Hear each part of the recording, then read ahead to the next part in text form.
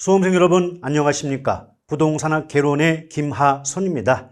일단 시험 보시느라고 대단히 고생들 많으셨는데요. 지금 출제된 문제의 경향을 놓고 보니까 작년보다 수험생을 깨서 느끼는 주관적인 체감 난이도는 상당히 높지 않았을까 생각을 해봅니다. 보다 구체적으로는 금융론의 두 문제가 현직의 자산관리 전문가가 아니면 손을 대기 어려운 그런 두 가지 문제를 낸 바가 있고요. 또 경제론의 계산 문제 중에 하나가 또 쓸데없이 좀 어렵게 출제가 된 것을 제외한다면 나머지 것들은 충분히 문제를 풀어낼 수 있었을 거라고 보입니다. 다만 워낙 예상하지 못했던 문제 패턴이 나오다 보니까 속된 말로 멘탈이 붕괴돼서 그 뒤에 우리가 충분히 풀 수 있는 문제조차도 보이지 않고 제 실력을 발휘할 수 없었던 게 아닐까, 그런 안타까움이 많이 느껴지는 시험이라고 볼 수가 있겠습니다. 일단 첫 번째 문제부터 이어가 보도록 할게요. 자, 1번 보면 토지 특성을 물어봤죠. 토지 특성에 관한 설명 틀린 걸 물어봤는데 일단 용도의 다양성 때문에 벌써 용도가 다양하다는 거죠. 그럼 하나의 땅도 여러 가지 다양한 용도로 이용이 가능하다는 겁니다. 그러면 당연히 두 개 이상의 용도가 경합할 수 있는 거지 없는 게 아니죠. 더불어 우리가 용도의 다양성 배우실 때 용도의 전환, 분할 합병 가능하다라고 배우신 기억이 있고요. 이행과 전환을 통한 창조적 이용이 가능하다, 이런 식의 문장 들어보셨던 기억이 있지 않습니까? 그러므로 1번은 정답이 1번에 해당이 되죠. 자, 2번 볼게요. 자, 부동산 개념 물어봤죠. 틀린 건데 일단 민법상 부동산은 토지 및 정착물 맞고 경제적 측면의 부동산은 가치에 영향을 미치는 수익성, 이런 것들을 포함한다. 상식적인 선에서 맞죠. 그런데 물리적 측면은 다른 말로 기술적 측면이죠. 그럼 기술적 측면은 공자, 위, 환, 공간, 자연, 위치, 환경이 되는데 생산 요소와 자산은 대표적인 경제적 측면의 부동산이니까 3번이 정답인 것은 어렵지 않게 구할 수 있었지 않았나 생각이 듭니다. 정답 3번이고요. 자, 3번 문제 볼게요. 부동산 특성에 관한 다음의 설명 중 옳은 것은 몇 번이냐 물어봤는데 일단 기억번, 소유권이 인정되지 않는 바다와 육지 사이의 해변 토지는 빈지죠. 그럼 일단 보기 5개 중에 기억번이 빈지로 나온 건 4번과 5번으로 압축되고 니은번의 법지는 4번은 똑같으니까 볼 거 없고요. 디귿번이 이행지냐 후보지냐만 구분하시면 되겠죠. 택지지역 내, 우리가 어떻게 배웠습니까? 용도지역 간이 나오면 후보지고 용도지역 내라고 나오면 이행지라고 배웠던 기억이 있죠. 그래서 이 문제의 정답은 4번에 해당이 됩니다. 자, 4번 문제 볼게요. 해당 부동산 시장의 수요 곡선을 우측이동. 자, 수요가 곡선이 오른쪽 간다는 건 수요의 증가를 의미하는 거 아시죠? 그러면 이 5개 보기 중에서 수요 증가 요인을 골라볼래? 이런 뜻이에요. 첫 번째, 상식적으로 금리가 오르면 이자 부담이 커지니까 목돈 빌리기 어렵죠. 그럼 고가품인 부동산의 수요는 감소할 수밖에 없으니까 1번은 제외가 되고요. 자, 보완제 가격 하락 그랬는데 가볍게 보가수반 기억나시죠? 이 암기법이 뭡니까? 보완제는 가격과 수요가 반대 방향이란 거죠. 그렇기 때문에 보완제 가격이 내려갔으니까 반대로 수요는 증가함으로 4번의 정답은 2번에 해당이 됩니다. 나머지 대체재 수요량이 증가한다는 건 나 말고 상대방이 인기가 높아졌기 때문에 나의 인기는 떨어질 수밖에 없죠. 즉 나를 찾는 사람은 줄어들 수밖에 없기 때문에 3번은 수요의 감소고, 또 부동산 가격의 상승은 곡선의 이동과 무관하죠. 수요량의 변화이기 때문에 수요의 변화에 해당되지 않습니다. 또 선호도가 감소하면 인기 떨어졌으니까 수요가 감소할 수밖에 없겠죠. 그러므로 4번의 정답은 2번일 수밖에 없네요. 5번 볼게요. 거미집 모형 물어봤죠? 옳은 건데 수요의 가격 탄력성이 공급의 가격 탄력성보다 크다. 크다, 작다 나오면 부등호 그려주실 것. 그럼 수요가 공급보다 탄력성이 크니까 수탄수가 되죠. 수탄수가 되니까 발산형이 아니라 수렴형에 해당이 되고요. 또 가격이 변동하면 수요와 공급은 모두 즉각적으로 반응한다. 틀렸죠. 우리 거미집이론 배울 때 뭐라고 배우셨어요? 자, 부동산은 가격이 변동할 때 수요는 즉각 변동하지만 공급량은 일정 기간 후에 변동한다라고 배우셨던 기억나시죠? 자, 3번 수요 곡선 기울기의 절대값이 공급 곡선 기울기의 절대값보다 작다. 부등호 그리면 곡선의 기울기가 공급이 더 커요. 그런데 우리 뭐 배웠죠? 곡선의 기울기와 탄력성은 반대라고 배웠어요. 그럼 기울기가 공급이 크다는 건 탄력성은 수요가 크다는 겁니다. 자, 탄력성은 수요 탄력성이 공급 탄력성보다 크다는 뜻이기 때문에 수탄수가 되죠. 그래서 수렴형이다. 3번 맞네요. 나머지 수요와 공급의 동시적 관계로 가정하여 균형의 변화를 정태적, 절대 거미집이로는 동태라는 말을 써요. 동태. 움직일 동을 써야지 고유할 정과는 궁합이 맞지 않는다. 강조를 드린 바가 있죠. 또 공급자는 현재와 미래의 가격을 동시에 고려한다? 아니에요. 왜냐하면 거미집 이론을 주장한 에치켈에 의하면 공급자는 미래의 가격 예상 능력이 결여돼 있다고 가정하거든요. 그럼 앞으로 가격이 얼마가 될지를 모르는데 어떻게 미래의 가격을 고려한다고 말할 수 있겠습니까? 그래서 5번의 정답은 3번에 해당이 되죠. 자, 6번 볼게요. 6번 문제는 정말 내면 안 되는 문제를 출제했어요. 완전히 우리 입장에선 수학이죠, 이게. 그리고 이런 걸 모른다고 한들 중개 업무에 무슨 상관이 있겠습니까? 이건 분명히 출제 의도상 좀 떨어뜨리겠다, 인원수 줄여보겠다, 이런 의도인 건 이해가지만 내도 이렇게 되면 안 돼요. 좀 내용이 복잡합니다. 일단 균형 가격과 균형 양에 대해서 물어봤는데요. 여러분 알고 계신 것처럼 균형은 수요량과 공급량이 일치하는 상태죠. 근데 첫 번째 수요 함수가 P는 QD 플러스 40 나와 있지 않습니까? 그렇죠. 이게 원래 마이너스 QD가 될 겁니다. 이거 마이너스가 빠졌네요. 마이너스 QD 플러스 40이죠. 이걸 Q를 중심으로 함수값을 바꾸면 QD는 40 마이너스 P에 해당이 됩니다. 자, 공급 함수는 P는 3분의 2QS 플러스 20 나와 있지 않습니까? 맞죠? 이것도 이제 Q를 중심으로 바꿔야 되는데, 자, 3분의 2QS는 이렇게 나오겠죠? 그 다음에 마이너스 20 플러스 지금 P가 나옵니다. 근데 이 값을 이제 QS를, 이제 3분의 2QS를 그냥 QS로 바꾸려면 이 값을 모두 역수인 2분의 3을 곱해줘야 되는 거죠. 2분의 3을 곱합니다. 그럼 결론이 뭐냐면 QS는 자, 2분의 3 곱하기 마이너스 20이니까 2에서 20 나누면 10이고 10 곱하기 3이면 마이너스 30이 나오고요. 그 다음에 P는 2분의 3P가 되죠. 근데 2분의 3이라는 그 분수식이 좀 헷갈리는 분들은요, 그냥 나눠가지고 1.5P라고 구하셔도 큰 상관이 없을 것 같습니다. 자, 이제 첫 번째 균형 한번 구해볼까요? 자, 첫 번째 수요 함수 40-P가 나왔는데요. 첫 번째 공급 함수는 마이너스 30 플러스 1.5P가 되는 게 맞죠? 그럼 값을 어떻게 구합니까? 숫자는 숫자끼리, P는 P끼리 묶어주시면 돼요. 그럼 빼기가 넘어가면 더하기 되는 거 아시죠? 그럼 40 더하기 30은 70이 될 거고, 그렇죠? 마찬가지로 P 더하기 1.5P니까 2.5P가 돼요. 그럼 2.5P는 70이 됩니다. 그럼 결국은 P는 지금 가격이죠. 2.5로 70을 나누면 되니까 최초의 균형 가격은 28임을 알 수가 있어요.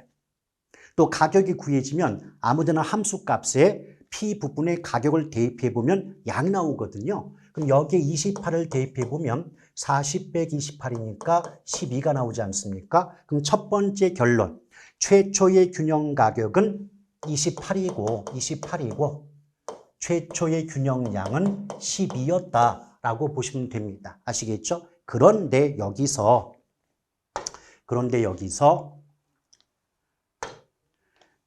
자, 다른 건 똑같아요. 다른 거. 자, 수요 함수가 40-P라는 값은 똑같아요. 그리고 공급 함수도 3분의 2 QS 플러스 10까지는 똑같단 말이죠. 그럼 어떤 것만 바꿔주면 돼요? 공급 함수가 다시 한번 해볼게요. 3분의 2 QS, Q로 중심으로 변환하면 마이너스 10 플러스 P가 됩니다. 자, 그럼 3분의 2 QS를 QS로 바꾸려면 역수니까 2분의 3을 곱해주시면 돼요. 그럼 결론 QS는 자, 지금 마이너스 10 나왔죠? 그럼 5, 10에다가 5, 3, 15, 마이너스 15 나와요. 그리고 2분의 3P인데 나눠주면 똑같이 1.5P가 나올 수가 있겠죠. 그럼 결론이 뭐냐? 40-P는 마이너스 15 플러스 1.5P가 되고, 그럼 같은 거 연결시켜주면 40 더하기 15가 되죠? 그럼 55가 나와요. 그리고 2.5P가 되겠죠? 맞죠? 그럼 P는 2.5분의 55가 되니까 22가 나옵니다. 아시겠죠? 그러면 결론 최초의 균형 가격은 28이었는데 새로운 균형 가격은 22가 됐다는 거. 그리고 가격이 구해지면 아무데나 함수값 P에 가격만 대입해 보면 돼요. 그럼 40 빼기 22는 18 나왔겠죠? 그렇죠? 자, 그렇게 보시면 됩니다. 그러니까 여기서 보시면 아파트 공급량이 증가했다는 공급량의 변화로 공급 곡선이 좌측으로 이동했다 뭐 이런 말 다 필요 없고요. 결론이 정답이 몇 번이 될까요? 예, 지금 4번에 해당이 됩니다. 왜냐하면 자 22였던 가격이 지금 얼마로 가격이 28에서 20으로 바뀌었다면 6만큼 하락한 셈이 아니겠습니까? 그래서 균형 가격은 6만큼 하락한다. 4번이 정답에 해당이 됩니다. 그러니까 실제로 이런 문제를 현장에서 접하셨으면 굳이 구할 필요가 없는 거예요. 이걸 어떻게 그 한정된 시간 내에 풀 수가 있겠습니까? 자, 6번까지 봤고 7번 볼게요.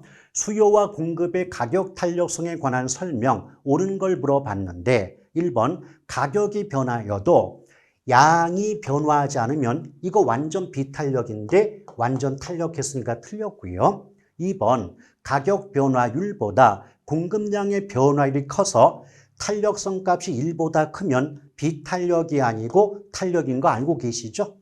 또 탄력성 값이 0이면요. 이거 완전 비탄력이 되는 거고요. 또 탄력성이 1보다 작죠? 그럼 비탄력이에요. 탄력이 아니죠? 그래서 이 문제의 정답은 5번일 수밖에 없네요. 자, 8번 볼게요. 부동산 수요와 공급에 관한 설명 틀린 건데 일단 1번의 수요량은 구매 의사가 있는 또 지불 능력이 있는 최대 수량이다. 맞고요. 또 2번도 공급 함수의 뜻이니까 어렵지 않고 3번은 공급법칙상 가격과 공급량은 같은 방향 비례관계 맞고 그런데 여러분 수요 곡선이건 공급 곡선이건 시장 곡선은 개별 곡선의 수평적 합이라고 배우셨잖아요. 수직적 합이 아니고 수평적 합이에요. 4번 틀렸습니다. 자, 9번 갈게요. 지대 이론에 관한 설명 옳은 건데 지금 튠엔을 물어봤죠. 튠엔의 위치 지대설에 따르면 비옥도의 차이에 기초한 지대에 의해서 근데 비옥도가 달라서 지대가 결정된다? 이거 튠엔 거 아니죠. 리카도예요. 그리고 여러분 생각해 보세요. 제목이 위치 지대설이잖아요. 그러면 비옥도뿐 아니라 위치에 따라서 지대가 결정된다? 이런 식의 문장이 나오는 게 정상 아니겠습니까? 틀렸고요. 리카도. 자, 마샬의 준지대설에 따르면 생산을 위하여 사람이 만든 기계나 기구들로부터 얻은 일시적 소득은 준지대. 이건 뭐 전형적인 표현이네요. 항상 이렇게밖에 문장이 나오지 않아요.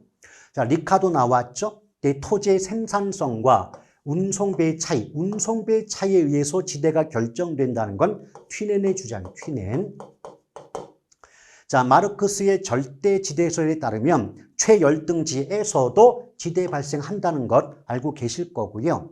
또 헤이그의 마찰 비용 이론도 제가 강조했지 않습니까? 이때 지대는 마찰 비용과 교통 비용의 합이 아니라 마찰 비용은 지대와 교통비의 합이다. 즉 지대와 마찰 비용의 위치가 바뀌어야만 옳은 지문에 해당이 됩니다.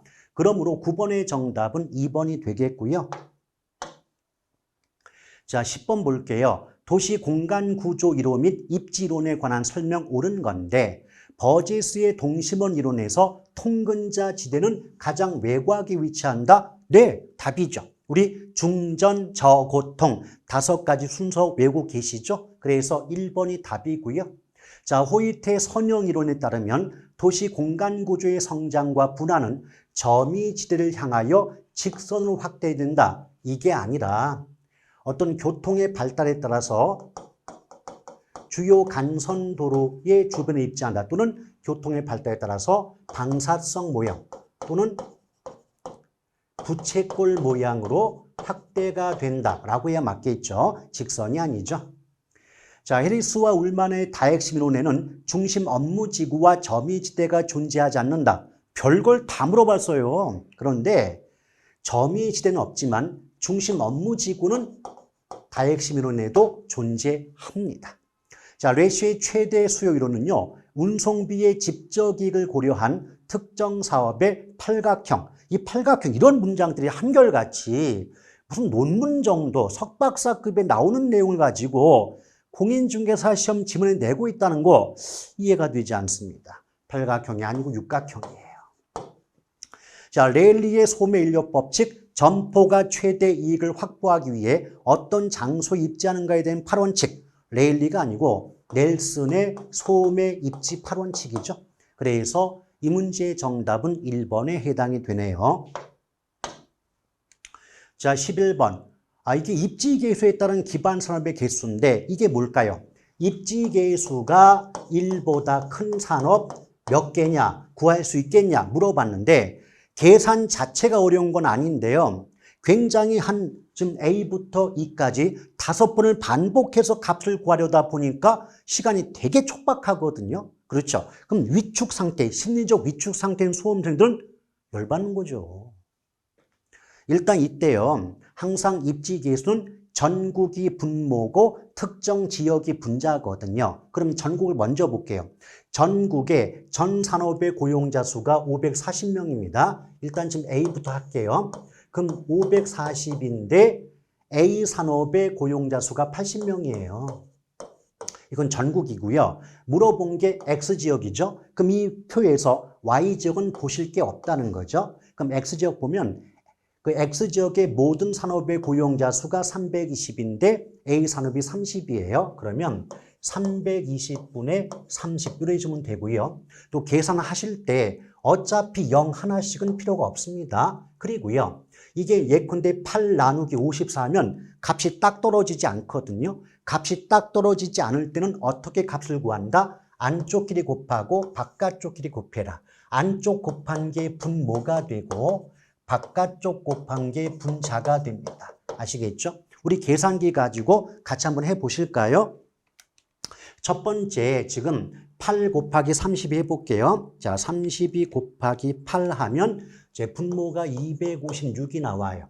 두 번째 이제 3 곱하기 54 해보겠습니다. 3 곱하기 54 하면 자, 3 곱하기 54 하면 162가 나오거든요. 그럼 여러분 생각해 봐요. 어차피 분모값이 분자값보다 크면요. 굳이 계산하지 않아도 몫은 1보다 작을 수밖에 없거든요. 그럼 A 산업은 해당 사항 없죠. 그럼 같은 방법 이제 지겹습니다. 같은 걸 계속 반복해야 되니까.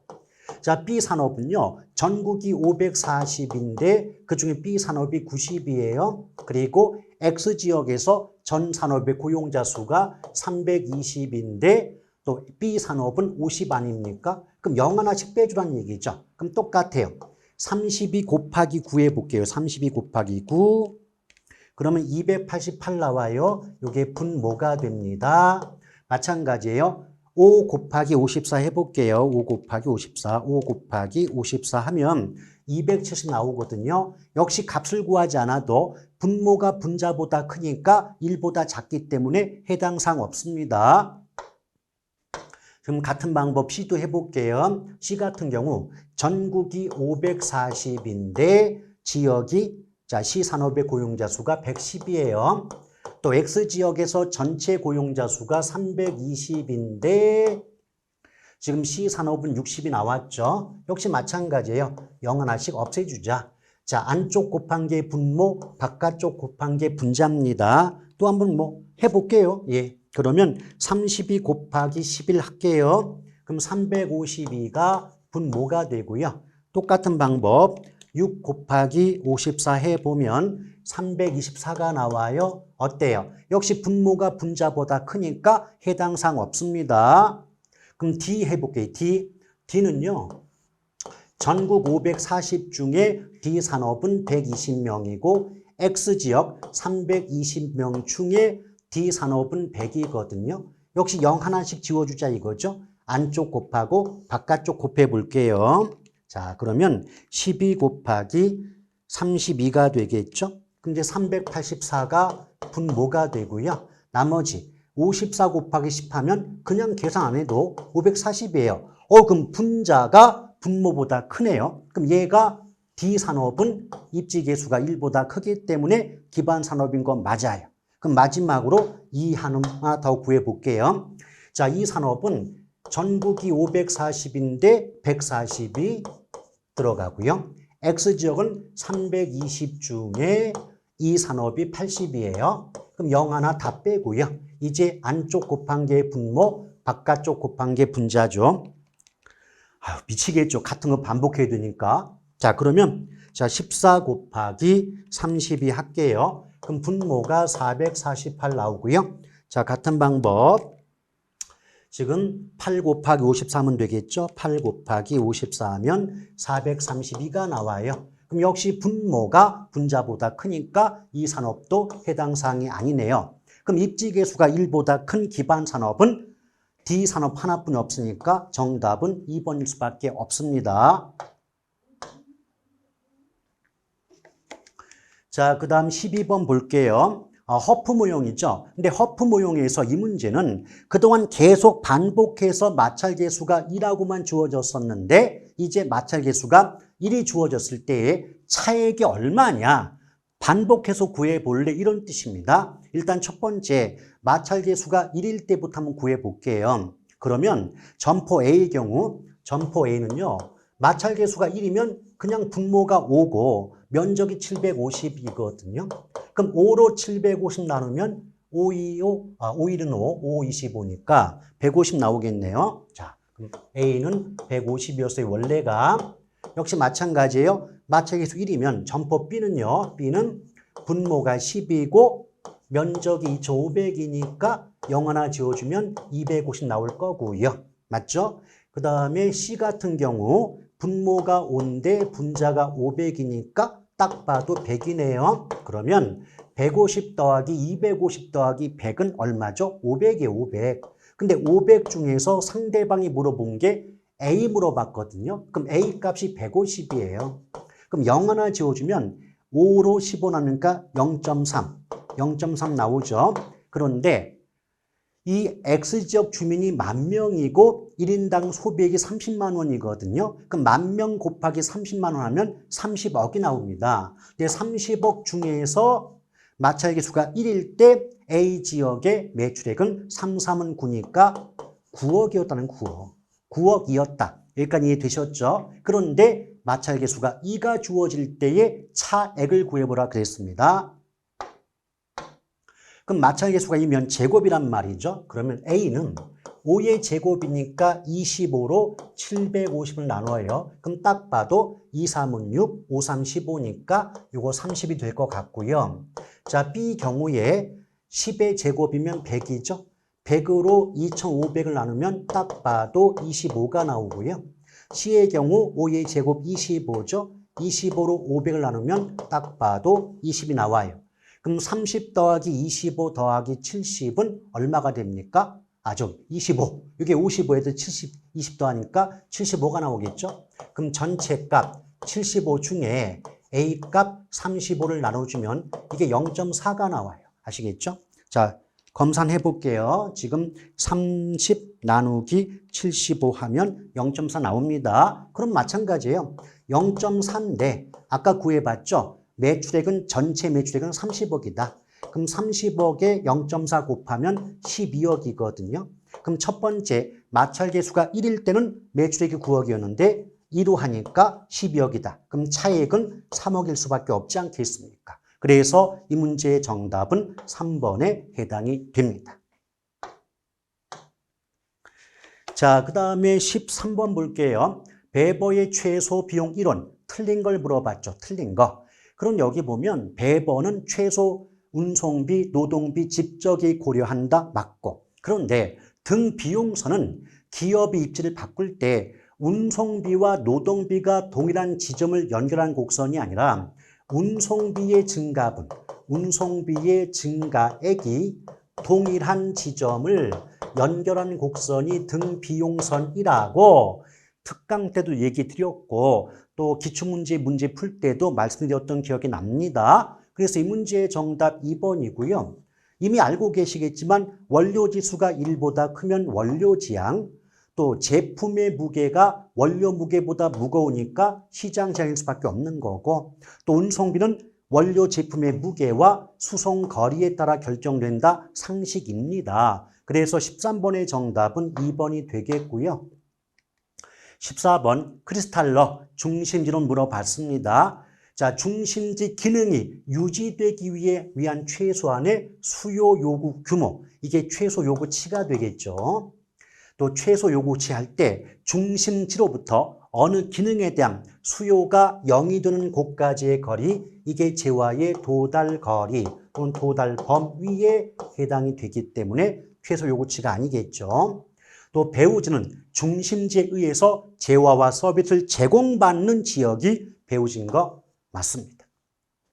자, 판매자가 정상 이윤을 얻을 만큼의 충분한 소비자들을 포함하는 경계까지의 거리가 도달범위라고 했는데 이건 도달범위가 아니에요. 왜? 도달범위는 어떤 중심지가 공급하는 또는 제공하는 중심 기능에 대한 수요순이 0이 되는 그 지점까지의 거리가 되기 때문에 의미에 연결되지 않습니다.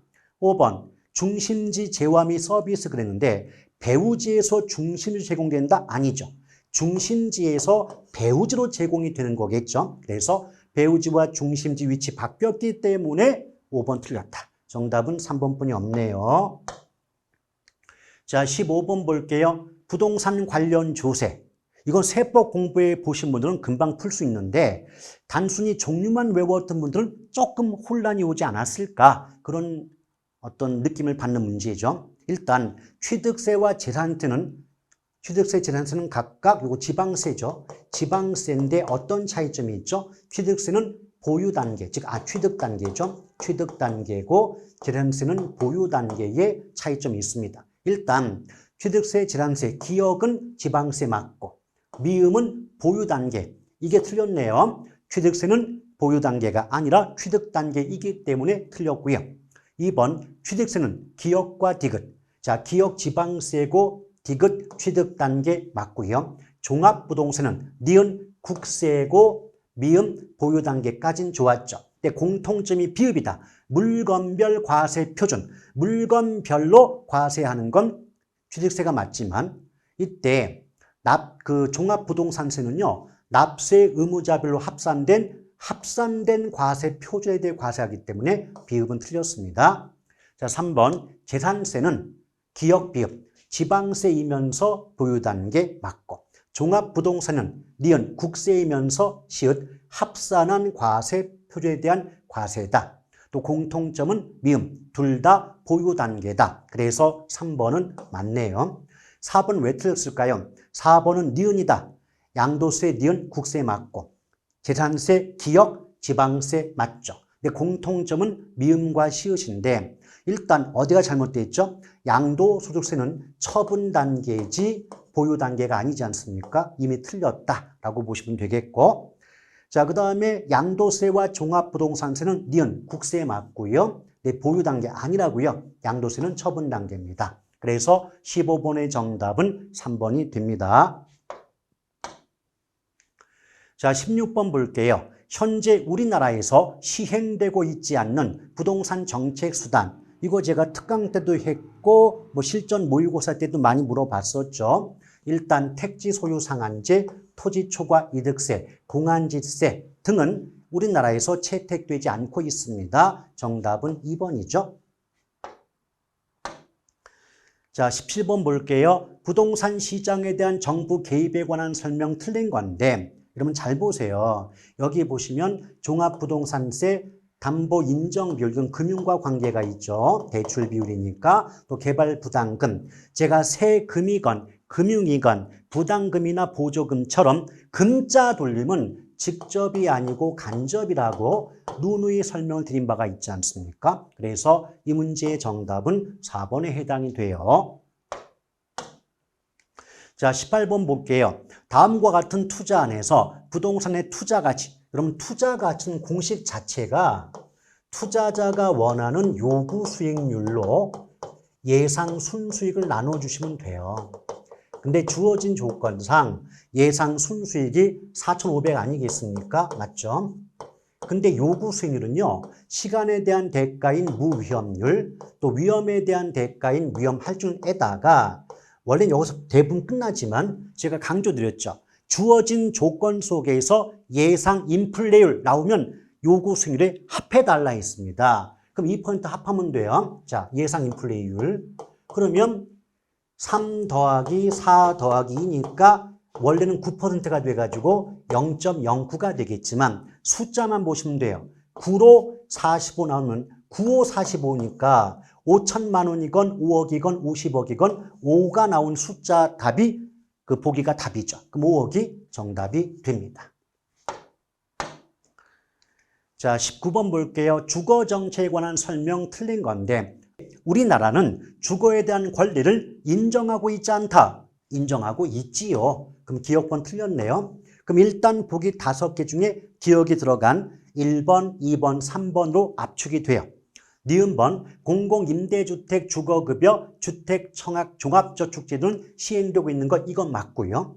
또 주택바우처는 저소득 임차 가구의 주택 임대료를 일부 지원해주는 소비자 보조의 일종이고 임차인의 주거지 선택을 용이하게 할 수 있다. 맞죠? 그럼 니은과 디귿은 들어가면 안 돼요. 이건 맞는 거니까. 그럼 자동으로 정답이 3번이 됩니다.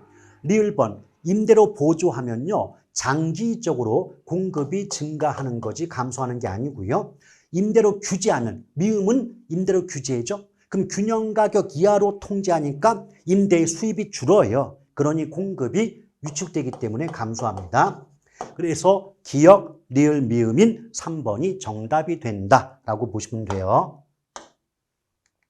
자, 20번 볼게요. 다음 가로 안에 들어갈 알맞은 내용은 기역은 공공주택특별법 시행령에 따른 국가나 지자체의 재정이나 주택도시기금의 자금을 지원받아 전세 나왔죠? 전세 나왔으니까 일단 장기 전세주택 2번과 5번으로 압축이 됩니다. 또한 니은은 민간 임대주택에 관한 특별법에 따라서 임대사업자가 매매 등으로 소유권을 취득하여 임대하는 민간 임대주택이다. 그럼 매매와 민간 임대주택을 합하면 뭐가 돼요? 민간 매입 임대주택이죠. 그래서 이 문제의 정답은 5번이 됩니다. 자, 21번 볼게요. 부동산 투자 위험에 관한 설명 옳은 것을 모두 고른 것. 기억번 표준 편차가 작을수록 위험은 커지는 게 아니고 작아집니다. 자, 기억 틀렸죠? 그럼 기억이 들어간 1번과 2번은 자동으로 탈락. 니은번 위험 회피형 투자자는 변이계수가 작은 쪽이 위험이 작단 말이죠. 정확히 말하면 상대적 위험이 작습니다. 더 선호한다? 그럼 니은은 맞아요. 그럼 니은 들어간 3번과 5번으로 정답이 압축이 됩니다. 디귿번 경기 침체 인플레이션은 대표적인 시장 상황의 변화고 이건 비체계가 아니라 체계가 되기 때문에 디귿 들어가면 안 되겠죠. 그래서 정답은 보나마나 4번에 해당이 되네요. 자, 22번 갑은 시장가치 5억 원의 부동산을 인수하고자 한다. 해당 부동산의 부채 감당을 물어봤죠. 그럼 부채 감당률은 공식 자체가 순두부예요. 그럼 순두부가 뭘까요? 분자값인 순은 순영업소득이고요. 분모값은 부가 부채 서비스액, 즉 원금이자 합해서 빚 갚는 금액이에요. 그럼 부채 서비스액은요. 빌린 돈 곱하기 저당 상수로 값을 구하시면 됩니다. 일단 주어진 조건상 담보 인정 비율, 즉 대부 비율이 시장 가치의 50% 절반이거든요. 근데 문제에서 시장 가치가 5억 그랬어요. 그럼 당연히 5억의 절반인 2억 5천을 대출 받았다라고 보시면 되고요. 저당 상수가 0.12가 나오죠. 그럼 2억 5천 곱하기 0.12 하게 되면 이때의 값은 바로 3천만 원이 나옵니다. 3천만 원이 나오게 됩니다. 그럼 분모값은 3천인 걸 알았다 이거죠. 그럴 때 순영업소득은 가능총소득에서 공실 및 불량부채 빼주고 영업경비 빼주고 나온 값이 순영업소득 아니겠습니까? 맞죠? 그럼 가능총소득이 5천인데 공실이 가능총소득의 10%예요. 그럼 방법은 두 가지예요. 10%인 500을 빼서 유효총소득이 4,500이다 라고 구할 수도 있고 10%가 날라가니까 90%를 곱해서 5945라고 구해도 상관은 없고요. 거기에 영업경비 비율이 4,500만 원에 28%예요. 그 말은 28% 날라갔으니까 나머지 72%가 남았다는 의미가 되지 않겠습니까? 맞죠? 그러면 4,500 곱하기 0.72 하시면 3,420이 나올 거예요. 자, 정확성을 기하고자 제가 다시 한번 눌러 보겠습니다. 여기 4,500 곱하기 0.72 하면 그렇죠. 3,240 나오네요. 3,240. 3,240이 나와요. 그러면 조금 전에 부채 서비스액이 3,002였고 지금 분자값인 순영업소득이 3,240이니까 역시 한번 눌러볼게요. 3,240 나누기 3,000 눌러보겠습니다. 그러면 1.08의 값이 나오고 있네요. 그래서 22번의 정답은 1번에 해당이 되는 겁니다. 자, 23번 볼게요. 다음 자료는 부동산의 1년간 운영수지다 세후 현금 흐름 승수를 했는데 승수는 앞에 나온 제목이 분모가 돼요. 승수는 이 제목이 분모입니다. 그러면 분모가 세후 현금 수지 또는 세후 현금 흐름이 되고 세전과 세후는 내돈, 지분 투자와 관계가 있다는 거죠. 자, 주어진 조건 볼게요. 총 투자액은 5억인데 지분 투자액은 3억 6천인 걸 알았어요. 자, 분자값은 이미 구했고요. 세후 현금 수지를 구하시면 되죠. 일단 가능 총소득 6천만 원인데 공실이 15%예요. 방법은 두 가지죠. 6천만 원의 15%인 900을 빼서 유효 총소득이 5,100이다 구할 수도 있고요. 15% 뺀 85%를 곱해서 5,100을 구해도 상관은 없습니다. 여기에 재산증은 가장 대표적인 영업경비가 되겠죠. 그럼 이걸 빼주면 돼요. 그러면 4,600이 바로 순영업소득이 되는 거고요. 여기다가 원리금 상환액이 부채 서비스액이니까 600을 빼주면 4,000 남겠죠. 이것이 세전 현금 흐름이 되고 여기에 영업소득세 400을 빼주시면 3,600 남죠. 이것이 세후 현금 수지에 해당이 됩니다. 그러면 분자는 3억 6천인데 분모가 3,600이니까 정확히 10배가 맞네요. 그러면 세후 현금 흐름 승수는 10입니다. 정답 2번이에요. 자, 24번. 부동산 투자에 관한 설명 틀린 건데 시중 금리가 상승하면 요구 수익률이 하락한다, 상승하죠. 앞에서 보신 것처럼 요구 수익률은 시간의 대가인 무위험률 그리고 위험 대가인 위험 할증률의 합인데 문제는 요 무위험률의 가장 대표가 정기예금 이자율 등이거든요. 그럼 시장의 금리가 올라간다는 건 무위험률이 상승하는 거고 무위험률이 올라가니까 결과적으로 투자자의 요구 수익률도 상승하게 되겠죠. 그래서 이 문제의 정답은 1번에 해당이 됩니다. 자, 25번 갈게요.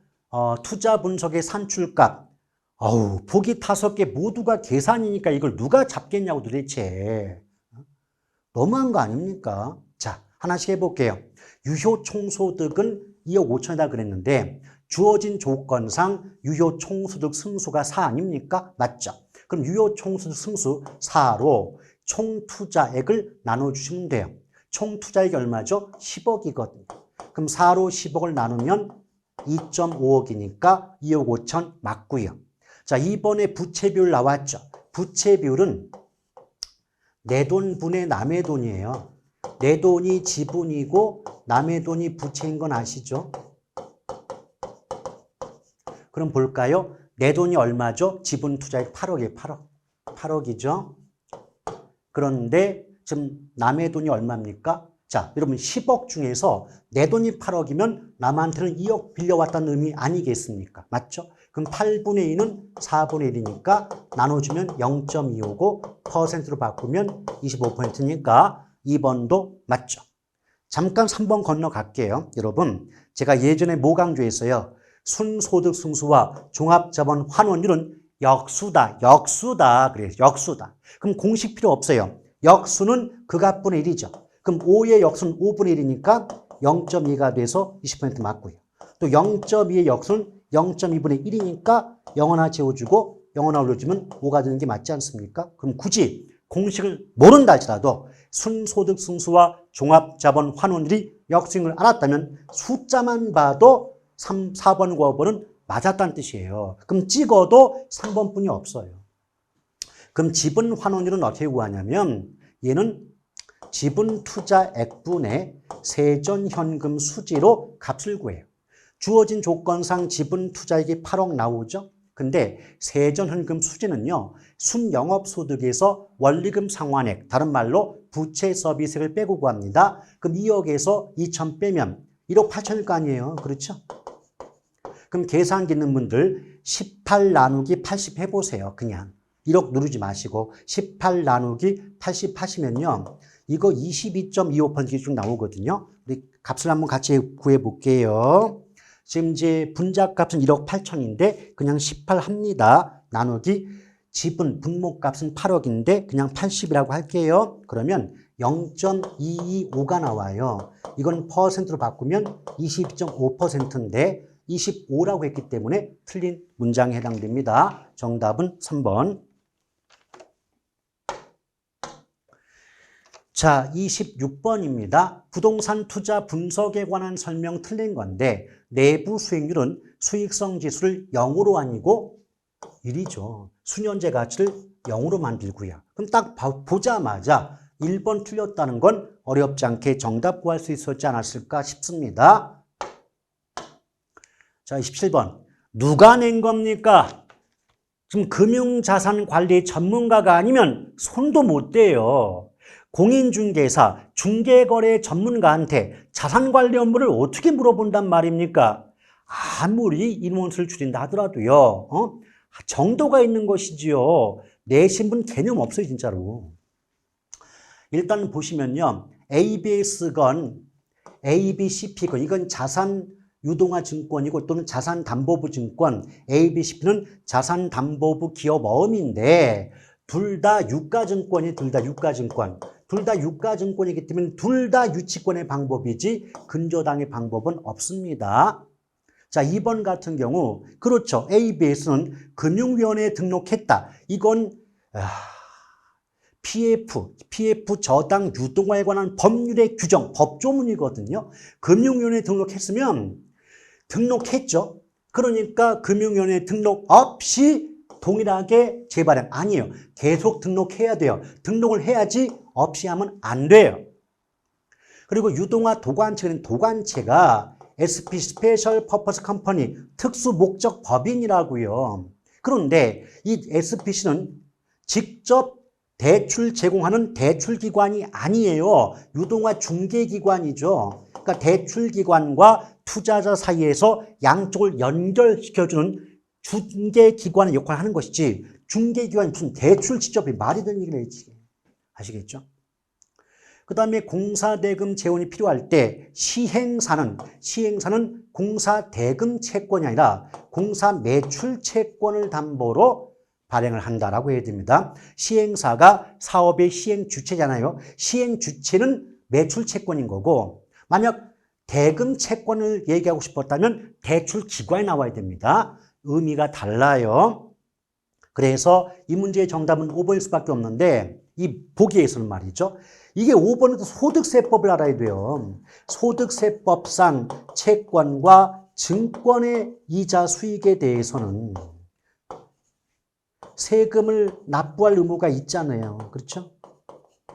근데 이게 한 가지 문제가 뭐냐면 이 모든이란 말이 약간 걸리다는 거죠. 왜? 소득세법에서는 거주자 및 비거주자, 거주자 및 비거주자에게는 세금을 부과한다. 납세 의무가 있다고 써 있단 말이죠. 근데 거주자, 비거주자를 묶어가지고 그냥 모든 했으니까 그냥 해석상으로 본다면 모든이라는 말이 굳이 틀렸다고 보기까지는 어렵겠지만 소득세법의 법조문을 엄격히 적용한다면 거주자, 비거주자라고 말해야지 모든이라는 말은 세법상 없어요. 그래서 이게 한 가지 좀 걸리는 문장이 아닌가 싶습니다. 어찌됐건 이 문제에서는 정답이 5번뿐이 없네요.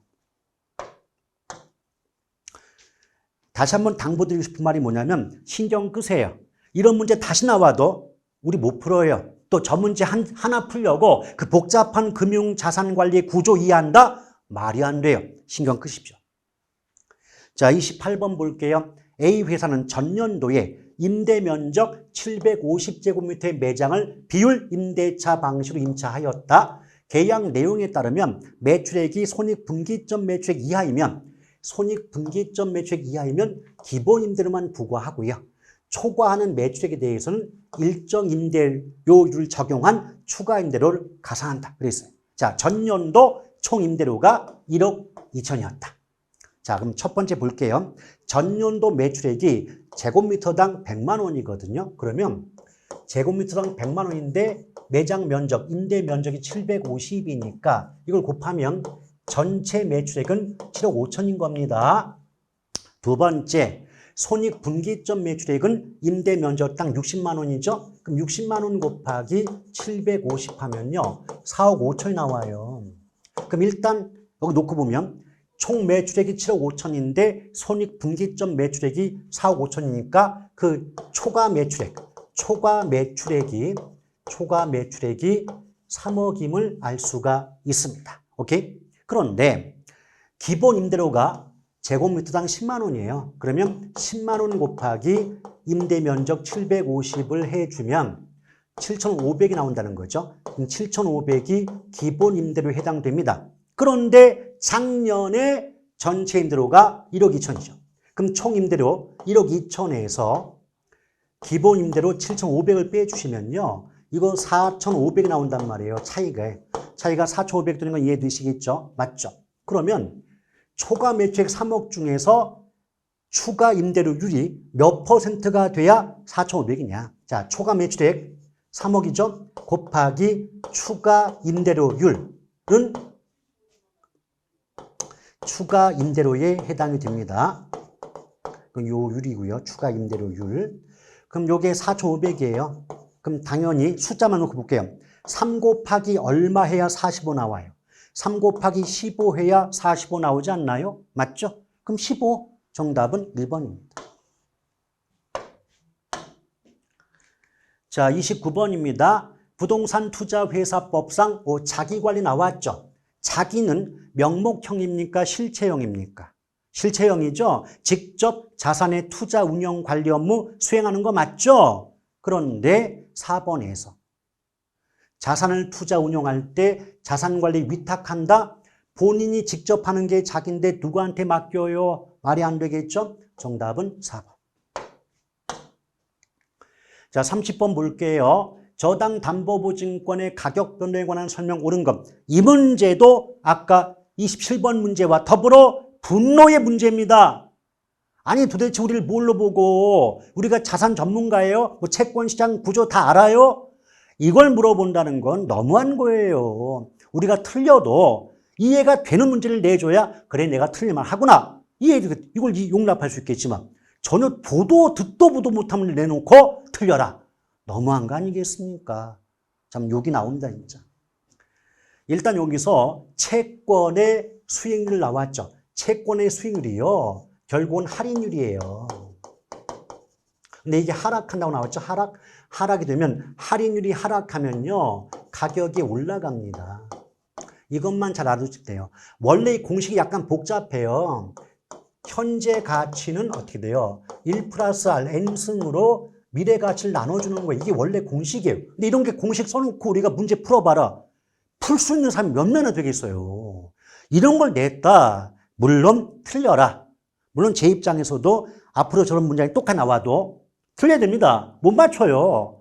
저거 하나 그 구조 파악하려고 채권시장, 증권시장 구조 다 파악해야 됩니까? 말이 안 돼요. 아시겠죠? 신경 쓸 건 아니지만 참 뭐합니다. 솔직히. 그래서 무조건 뭐만 기억합니까? 자, 수익률, 채권의 수익률이 곧 할인율이다. 근데 이것이 하락하면 가격이 올라간다. 왜?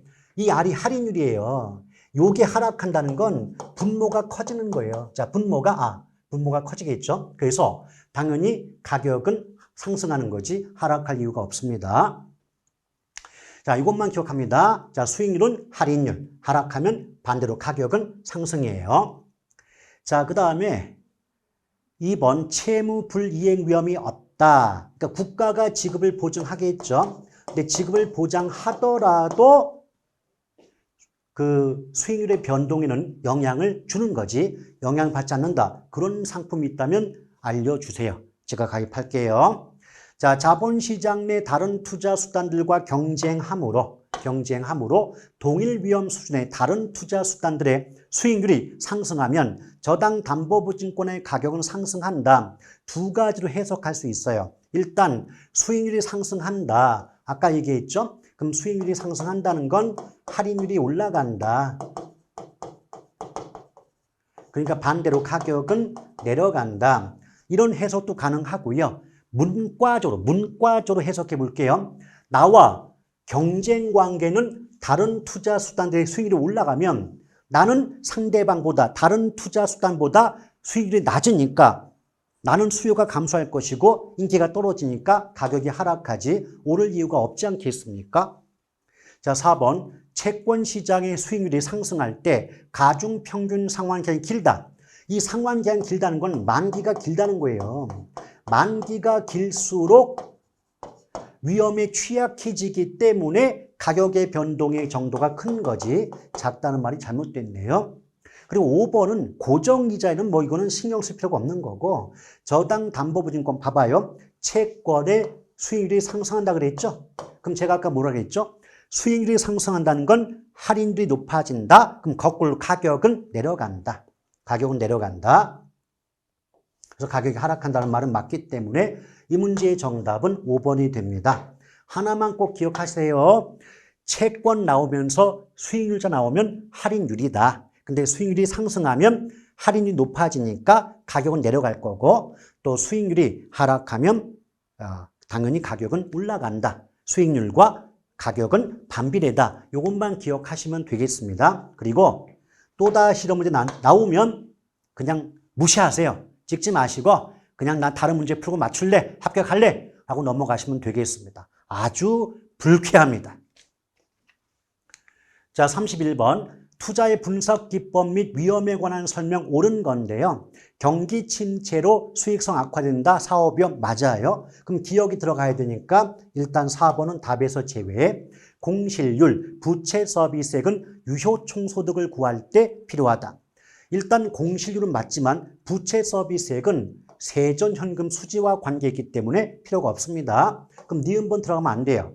그럼 니은번 들어간 1번과 5번을 답에서 제외해 보면 2번과 3번으로 답이 압축돼요. 교집합이 미음이거든요. 그럼 디귿이 맞으면 2번이 답이고 틀리면 자동으로 3번이 답입니다. 디귿, 위험 회피형 투자자의 최적 포트폴리오는 무차별 곡선과 효율적 전선의 접점의 선택 정확히 맞는 말이죠. 그러므로 리얼 미음 볼 것도 없이 정답은 2번이 되겠네요. 그리고 분산 투자 하더라도 체계적 위험이 어떻게 제거가 가능합니까? 말이 안 되죠. 자, 32번입니다. 부동산 관리 방식에 따른 해당 내용을 옳게 묶은 거 그랬는데 일단 소유자의 직접적인 통제 권한 강화된다. 이거 자기 관리죠. 관리의 전문성 위탁이에요. 기밀 및 보안 유지 유리하다 자기죠. 건물 설비 고도화에 대응 위탁. 건물 대형 건물에 유용하다 위탁. 소유와 경영의 분리가 가능하다 위탁. 그 위탁과 연결시킨 게 니은과 리을 미음 비읍이니까 위탁 니은 리을 비읍 미음 비읍 나온 5번이 정답이 됩니다. 자, 33번 부동산 마케팅 틀린 건데 여러분 생각해 보세요. 5번의 아이다의 원리가 고객 점유 마케팅이요. 그럼 고객이 누구죠? 소비자, 수요자잖아요. 그렇죠? 그럼 누구의 욕구를 충족해야 되고 누구의 욕구를 파악해야 돼요? 수요자, 소비자, 고객의 욕구를 파악해야 되는 게 아니겠습니까? 맞죠? 그런데 공급자 욕구를 왜 파악합니까? 공급자는 물건 팔아서 돈 벌려고 하는 건데. 아시겠죠? 그래서 정답이 5번이고요. 34번 민간투자법령상 BOT네요. 자, BOT 가로 속에 들어갈 내용 사회기반시설의 준공비 일정 기간 동안 해당 시설의 소유권이 누구에게 인정된다? 사업시행자에게 인정이 될 거고요. 더불어 그 기간이 만료되면 국가 또는 지자체에게 그 소유권이 이전되죠. 그래서 BCDE로 연결된 정답은 4번이네요. 자, 35번입니다. 다음 자료를 활용하여 공시지가 기준법으로 산정한 대상 토지의 단위 면적당 시세가액 구해보라 그랬죠. 일단 대상 토지는 일반 상업적의 상업용이에요. 그런데 보기를 보니까 기호 1은 준주거지역, 기호 2가 일반 상업적이니까 기호 2번을 채택하셔야 됩니다. 공시지가가 제곱미터당 800만 원이네요. 자, 곱하기 그 다음에 지가 변동률은 지금 상업적이 나와야 되니까 5% 올라갔죠. 그러면 시점 수정치가 1.05가 됩니다. 1 플러스 0.05니까요. 그 다음 지역 요인은 인근 지역 나오면 구할 거 없다고 배웠고요. 개별 요인은 기호 1이면 12우세인데 기호 2는 3이 열세란 말이에요. 그럼 100에서 3을 빼면 97 나오겠죠. 그래서 0.97을 곱해주고요. 그 밖에 요인 보정은 50% 증액이니까 1.5 곱해주시면 되는 겁니다. 근데 제가 항상 뭐 강조하죠? 숫자만 맞추면 된다. 800만 원 누를 필요가 없다고 했어요. 저 같으면 그냥 8만 곱해 8. 자, 8 곱하기 1.05 곱하기 또 0.97 곱하기 1.5 하시면 숫자가 1, 2, 2 이렇게 나와요. 그럼 숫자만 맞으면 되니까 보기 5개 중에 숫자가 1, 2 나온 게 4번뿐이 없지 않습니까? 그렇죠? 그래서 이 문제의 정답은 4번이었고요. 자, 36번입니다. 다음 자료를 활용하여 원가법으로 구한 시산가액. 원가법은요, 일단은 어떻게 구합니까? 재조달 원가 있겠죠? 재조달 원가 구에서 그동안 가치가 깎인 감가수정액 또는 누계액을 빼주면 적산가액 구할 수 있습니다. 첫 번째 볼게요. 기준 시점이 2023년, 그 다음에 사용 승인은 2015년. 이거 지은 지, 즉 경과년수가 8년 됐어요. 8년. 자, 면적은 250이고요. 신축 공사비가 신축 당시에 120만 원이에요. 120만 원. 그럼 120만 원 곱하기 지금 면적 250 하면요. 신축 당시에 공사비가 3억이 드는 거죠. 근데 이 말은 8년 전에 이 물건 만들 때 8억 들었다. 근데 건축비 지수가 15년에 100이고 23년 150이죠. 지수가 나왔다는 건 시점 수정치를 구해라. 근데 시점 수정치는 무조건 분모가 100이에요. 그래서 100분의 150이니까 시점 수정치가 1.5죠. 그럼 3억 곱하기 1.5 하면 4억 5천 나오죠. 이 4억 5천이 기준시점 현재 2023년에 재조달 원가라고 보시면 됩니다. 그럼 하나 구했죠? 재조달 원가 4억 5천이다. 하나 구했습니다. 자, 감가 수정인데 항상 뭐 본다? 정액법이냐 정률법이냐 보라.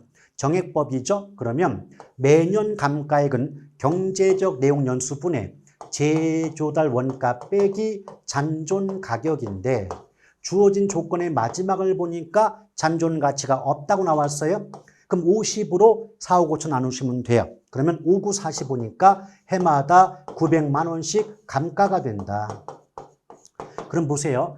900만 원씩 지금 얼마나 지났죠? 8년 지났죠. 그럼 8, 9, 72, 7,200이에요. 그럼 결론 4억 5천에서 7,200을 빼주면 돼요. 제조달 원가 4억 5천만 원에서 감가 수정액 7,200을 빼주시면 3억 7,800이 나오게 되므로 정답은 5번이 됩니다. 자, 37번입니다. 감정평가에 관한 규칙상 감정평가 방법이 수익환원법. 수익환원법이 주된 평가 방법은요. 재단자 붙거나 무슨 권자 돌림 붙거나 또 기업의 가치 같은 경우는 모두 수익환원법이라고 배웠던 기억이 있으셔야 돼요. 그러면 상표권, 저작권, 특허권, 기업가치, 광업재단, 실용시산권 6개네요. 정답은 5번입니다. 자, 38번입니다. 감정평가에 관한 규칙에 규정된 내용으로 틀린 거죠.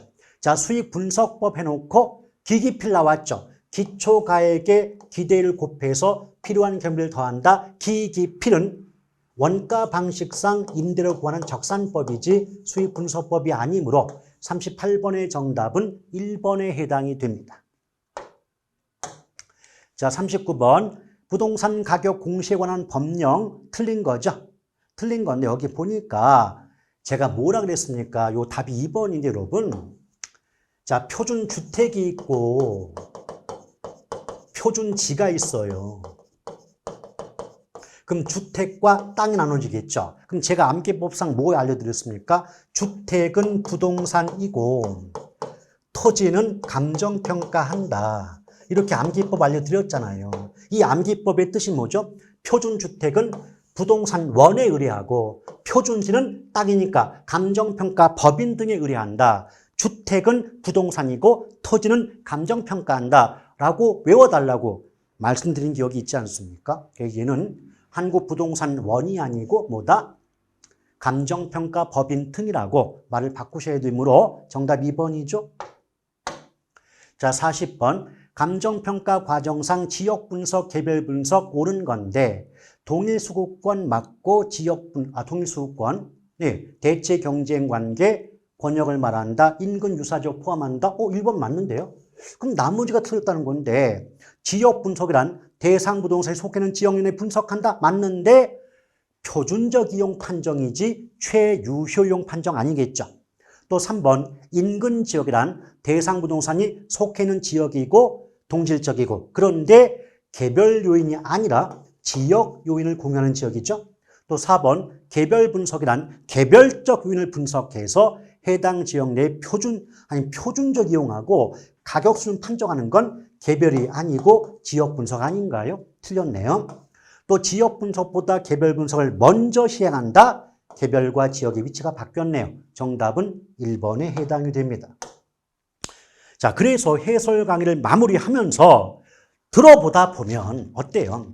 여러분이 공부하신 만큼의 제 실력만 발휘가 됐다면 합격은 할 수가 있었을 것 같은데 아니 세상에 뜬금없이 군데군데 듣도 보도 못한 어떤 문제를 내주고 그리고 군데군데 알고 있는 문제이긴 하지만 계산 문제도 중복적인 계산이 필요한 그런 문제를 내므로써 심리적인 압박감을 강조하게 하고 그 결과 우리들한테 되게 어렵게 느껴지는 느낌 받게끔 했잖아요.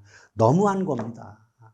그래서 그동안 정말 고생하시고 노력해 주셨는데 이렇게 문제가 나오는 바람에 너무나 실망하시고 의기소침하고 마음에 상처를 입었을까 봐 저 역시 대단히 안타까운 마음을 금할 길이 없습니다. 여러분 그동안 되게 대단히 수고 많으셨고요. 용기 잃지 마시고 힘내시기를 바라겠습니다. 수고하셨습니다.